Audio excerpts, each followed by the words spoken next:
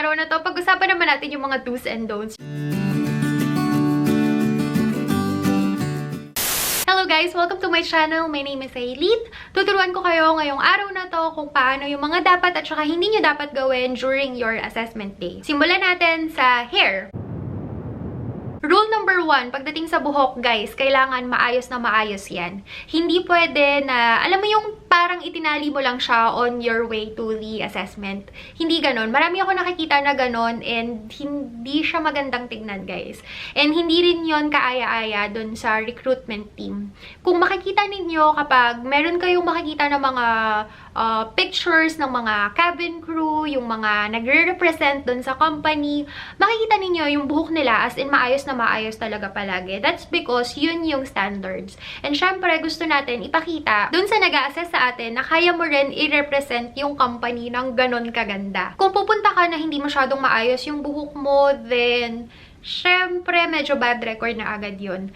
Lagi nyong titignan or lagi nyong ibe-base yung grooming ninyo sa pictures nung mga, yung parang mga models ng airline companies. Most of the time kasi guys, hindi naman talaga models yung mga nandoon sa pictures eh. Cabin crew talaga nila yon na kinukuha nila para sa mga promotions, and doon yung titignan, wala kayong makikita na cabin crew na nagre-represent yung mga pictures, ganyan. Wala kayong makikita na maggulo yung buhok. Lahat sila naka-hairspray, lahat sila maayos na maayos yung buhok, yung tipong flat na flat, or kung meron yung nakaumbok na ganyan, yung maayos na maayos yung pagkakatis.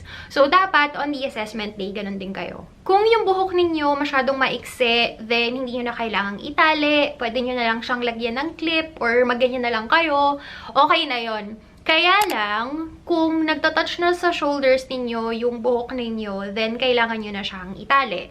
Kaya lang, meron kasing mga airline company na kapag shoulder length yung buhok, okay lang na nakalugay. So, still, it depends on the airline company. Pero if sa airline company na to, kailangan, gusto nila palagi nakatali yung buhok, then once nag-touch siya sa shoulder, kailangan nyo na siyang itali.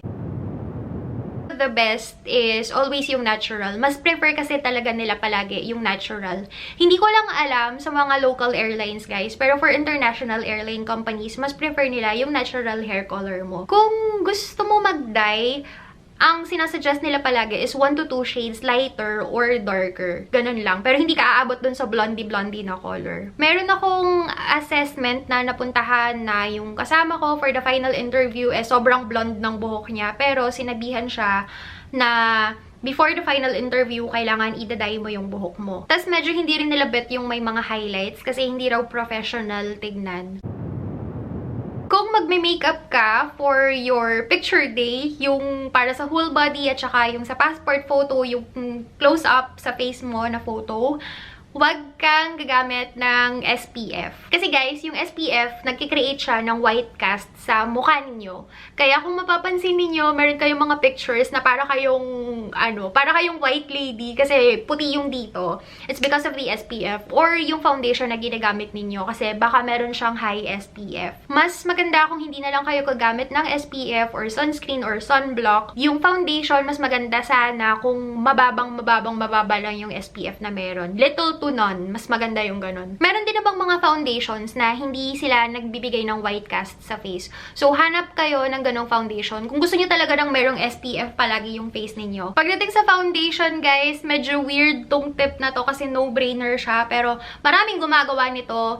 Please, huwag kayong gagamit ng foundation na masyadong maputi sa face ninyo. Common to sa mga Filipinos, mahilig ang mga Pinoy na gumamit ng foundation na 1 to 2 or sometimes 3 to 4 shades lighter sa totoo nilang complexion. Guys, huwag yung gagawin yun, ha? Lalo na kung mag-a-apply kayo for international airline company, tapos ang mag-i-interview sa inyo, foreigner, hindi sila nagagandahan sa maputi. Ang gusto nila yung tan. Kung ano yung natural color ng face ninyo, ganun lang yung foundation na gagamitin ninyo. Huwag kayong gagamit ng powder na ang puti-puti sa mukha ninyo. Huwag yung gagawing, yung parang white lady yung mukha ninyo. And girls, alam ko nakakatawa siya pakinggan, pero maraming gumagawa nito. Pagdating dun sa outfit ninyo, syempre no-brainer na yan. Kailangan planchado siya, maayos na maayos, para neat siyang tignan. And kapag uupo kayo, syempre para maayos palagi yung uniform ninyo, para hindi siya masyadong nagugusot, upo kayo ng maayos. Yung hinahatak yung skirt sa ilalim, para hindi siya masyadong magusot. Girls, on the assessment day, bigyan nyo rin ng pansin yung nails ninyo. Kailangan, meron din kayong magandang manicure. Kung gusto nyo ng nail polish, okay lang. Pwede nyong hanapin yung Rubin Standard sa internet, kung ano ba yung nail polish or yung color ng nail polish na prefer nila.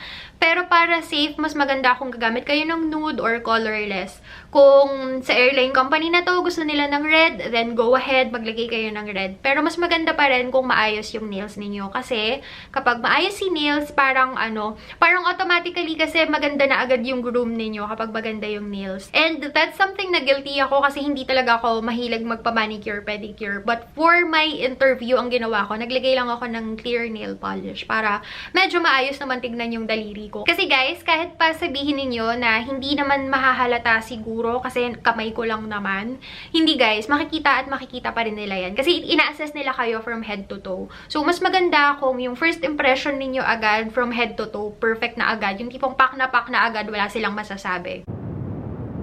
During the assessment day, guys, kapag kausap nyo si representative, kapag kausap nyo yung nag-i-interview sa inyo, huwag kayong magsasalita na ganyan. Kasi diba guys, sometimes kapag nag-explain tayo, ganyan ang ganyan yung kamay natin. I'm chu-chu-chu-chu, ganyan. And kapag nag-explain tayo, minsan gusto natin ginaganyan yung kamay natin. Kasi lalo na kapag kinakabahan, ang daming movements ng kamay ninyo. Huwag ganun guys, mark down yon. So dapat yung kamay ninyo naka-ganyan lang sa harap. Imagine ninyo na yung mga reporter, sila Mel Chanco, sila sino pa ba reporter? Wala akong maisip. Yung mga babae na reporter, imagine ninyo kapag nagre-report sila, gumaganyan-ganyan sila habang nagsasalita. Yung gumaganyan-ganyan. Diba nakaka-distract? So, ganun din. Kapag ini-interview kayo, tapos yung kamay nyo ang likot-likot. Imbis na nagpo-focus sila sa sinasabi ninyo, nakatingin siya dun sa kamay mo na gumaganyan-ganyan. So, mas maganda kung yung kamay nyo palaging nakaganito. Ang ginagawa ko kapag assessment, dahil syempre kinakabahan ka, tapos minsan nauubusan ka ng English, ang ginagawa ko, nakaganyan ako, tapos kinukurot ko yung dito ko. Para mapipigilan ko yung sarili ko na magganito-ganito. Kasi ako talaga guys, aaminin ko sa inyo, kapag nagsasalita rin talaga ako, dati, kapag nagsasalita ako, mahilig rin ako magganyan, lalo na kapag hindi ko mahanap yung word na gusto kong sabihin. Mahilig ako gumanyan-ganyan. So, para hindi malikot yung kamay ko, nakaganito lang ako, then nasa harap ko lang siya. Or kung nakaupo naman ako, nakalagay lang siya sa lap ko. Yung nag-i-interview, kahit hindi nila kayo kinakausap, ino-observe kayo niyan. Kaya dapat hanggat nandoon kayo sa building ng interview area, basta hanggang nandoon kayo sa area na yon, kailangan be your best self. Kung uupo kayo, kailangan maayos yung upo ninyo. Kung tatayo kayo, kailangan straight. Kailangan hindi kayo magsa-slouch for a day. Ilang oras lang naman yun guys, tiisin nyo na. Kailangan nakaupo kayo palagi ng maayos, yung parang may nagpupul ng string sa ulo ninyo. Tapos, imagine ninyo yung mga ballerina, yung mga beauty queens, yung mga sumasali ng pageant. Hindi nyo sila makikita na nakaslouch. Hindi naman mali na nakakross yung legs. Kaya lang, dapat maayos. Kapag i-cross nyo yung legs nyo, hindi yung parang nasa kanto lang kayo. Kailangan maayos pa rin siya, tapos nakaside ng konti. Tignan nyo yung mga pictures ng mga talk show host, tapos yung mga reporters, and tignan nyo kung gaano sila kaayos umupo. Dalawa lang palagi yung ginagawa nila. Palaging naka-close yung legs. Palaging magkadikit yung legs. Hindi siya yung nakaupo na ganyan yung legs. Yung parang magkaaway, nakabuka ka. Huwag ganun, guys. Kailangan syempre palagi naka-close yan para maayos tignan. Tapos kung yung mag-cross legs kayo, kailangan maayos pa rin. Lahat ng mga talk show sa Philippines, manood kayo and i-observe ninyo kung paano sila kumilos. Kung paano sila umupo, kung paano sila tumayo. Sa arms naman guys, wag kayong maggaganito during the interview. Kahit sino yung kausap ninyo, kunwari nakaupo lang kayo, tapos hindi naman ongoing yung assessment. For example, meron pa silang ginagawa, tapos hindi pa nila kayo tinatawag for another assessment. Wag yung kakaugaliin na maggaganito.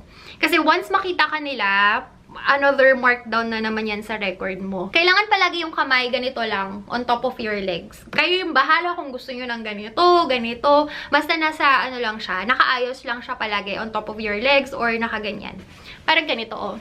Parang ganyan lang siya. Kapag nakatayo kayo, kapag tatayo kayo, tapos meron kayong sasabihin, ganyan, ganyan. Wag yung gaganyan-ganyan kayo, tapos nakaganito. Hindi maganda tingnan, guys. And hindi rin siya professional. Ang aim kasi natin, ang goal natin dito palagi is ipakita natin dito sa nag-a-assess sa atin na professional kayo and kaya nyong i-represent yung company elegantly. So, on that day, kahit hindi kayo ganun kumilos, pero on that day, kailangan elegant kayo. Kailangan parang beauty queen kayo. Kaya on that day, you have to make sure na you are the best version of yourself. Huwag kayong gaganyan-ganyan, huwag kayong magkukuya-kuy, especially yung naggaganyan ng legs. Yung, ay nako guys, ang pangit ng gano'n. Hindi siya elegant tignan. Kung makikita ninyo, wala kayong makikita na talk show host na nagaganon, wala kayong makikita na beauty queen na nagaganon in front of the TV. Imagine ninyo palagi, yung nag-interview sa inyo, imagine ninyo nasa harap kayo ng camera, merong, naka-live kayo. Ganon yung i-imagine ninyo palagi. Para hindi kayo masyadong makakalimot, nagaganyan-ganyan, tapos gaganyan. Ano pa ba yung mga mannerisms? Yung magsaslouch, never, wag na wag kayo magsaslouch. Kahit pa hindi kayo kinakausap, kahit pa hindi sila nakatingin sa inyo, kahit pa nagsasagot kayo nung exam for the assessment, huwag kayong magsaslouch. Kailangan maayos pa rin kayong tignan. And huwag kayong kakain ng bubblegum. Kung kakain naman kayo ng candy, huwag kayong kakain ng gumaganon. Huwag ganon ha, ang tsaka tignan nun, tsaka parang walang class, baka ma-turn off sa inyo yung nag-i-interview. Mas maganda kung wag na lang kayong magki-candy, wag na lang. Obviously, hindi talaga pwedeng kumain ng bubblegum. Pero mas maganda sana kung hindi na lang kayo magki-candy. Kasi medyo bastos kasi kapag yung kausap mo, tapos merong candy dun sa loob ng bibig, tapos nakikita mo yung candy na gumaganyan-ganyan sa bibig niya. Medyo hindi kasi siya classy tignan eh. So, avoid na lang natin yun. Okay? Kung meron naman kayong kausap, number 1 rule, wag na wag niyo siyang ikakat. Makikinig lang kayo kapag tapos na siya, i-acknowledge niyo yung sinabi niya, and then saka pa lang kayo sasagot. Ito yung tatandaan niyo kapag nasa group dynamics kayo. Kasi di ba pag group dynamics, marami yung nagsasalita, hindi ka makasingit sometimes, wag na wag kayong magkakat ng tao. Makikinig lang kayo, tapos yeah, I understand, ganito, ganyan, ganyan. Tapos saka ka magsasalita. Kasi once kinat mo yon, another markdown na yun agad sa record mo. And syempre, dapat nakangiti kayo buong araw. I remember dati, every time na nagpupunta ako sa assessment day, paglabas ng building, as in, ang sakit ng panga ko. Kasi, as in, maghapon, nakaganyan lang ako. Tapos habang kunwari meron akong kausap, nakangiti pa rin ako. Tapos, alam niyo yung kapag nagsasalita ka na nakangiti ka, ganun dapat, guys. Alam ko medyo nakakairita siya kung hindi kayo palangiti, medyo, Pero, tiisin ninyo kasi yun talaga, ganun talaga. Ilang minuto lang naman or ilang oras nyo lang naman siyang gagawin. So, again, be your best self. Sa araw lang na to, kaya nyo yan, guys. So, see you on my next video. Thank you so much for watching. Good luck and have a good day, guys. Bye!